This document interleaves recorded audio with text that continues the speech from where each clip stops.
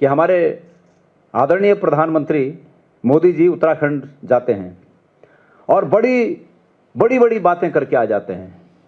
दो चार शब्द गढ़वाली में या कुमाऊं की तरफ गए तो दो चार शब्द कुमाऊनी में कह के और अपने फर्ज की इतिश्री करके आते हैं। और जितनी बार अंकिता भंडारी हत्याकांड के बाद प्रधानमंत्री जी उत्तराखंड गए, हमने उतनी बार अगली शाम को, उनके जाने की अगली शाम को, उनको उनके कर्तव्य को याद दिलाया कि माननीय प्रधानमंत्री जी अगर उत्तराखंड के लोगों से, उत्तराखंड की बेटियों से, उत्तराखंड की बहनों से अगर हमदर्दी रखते हैं तो ये मुद्दा, अंकिता भंडारी का मुद्दा, अगर इस मुद्दे पर एक व्यक्ति को अगर सजा हो गई, शिक्षा मिल गई, तो निश्चित रूप में हमारी सभी बेटियां सुरक्षित ज़्यादा मानी जाएंगी। क्योंकि जब किसी अपराधी को शिक्षा मिलती है, उसकी सजा मिलती है, तो अन्य अपराधी भी सचेत हो जाते हैं। तो माननीय प्रधानमंत्री जी, आप अपनी सरकार को आदेशित करिए, मुख्यमंत्री जी को आदेशित करिए कि मैं कुछ नहीं जानता।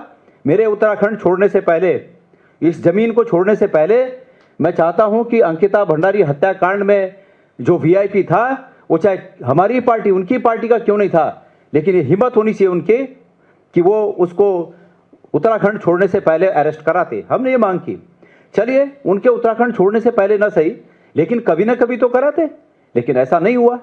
और अफसोस की बात यह है, मैं नेशनल मीडिया के सामने बीजेपी पार्टी पर और उत्तराखंड की बीजेपी सरकार पर यह आरोप लगाता हूं कि उन्होंने इस मामले में पूरी ताकत, सत्ता की ताकत, उत्तराखंड के लोगों ने जो सत्ता की ताकत उन्हें इस रूप में दी थी कि वो उत्तराखंड के लोगों का भला करेंगे, वो ताकत, पूरी की पूरी ताकत इस केस को दबाने में लगाई, अपराधियों को बचाने में लगाई और अंकिता भंडारी को न्याय न मिल सके, इसमें सत्ता की पूरी ताकत लगाई गई। एसआईटी बनी, आप एसआईटी, गजब की एसआईटी बनी। एसआईटी का काम होता है कि परत दर परत कुरेद कर, खंगाल कर, सबूत जुटाकर और उन सबूतों के आधार पर अपराधियों को सजा मिले। लेकिन एसआईटी ने जो काम किया वो ये किया कि जो गवाह थे उन गवाहों को धमकाने का काम किया।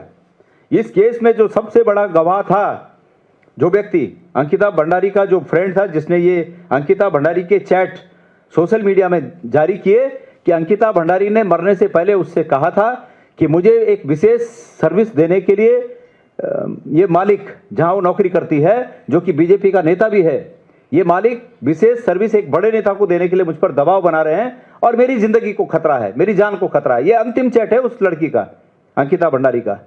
और उसके बाद उसको गवाह, मतलब उनकी गवाही को उनको धमकाना कि भाई तुम इस तरह गवाही दो।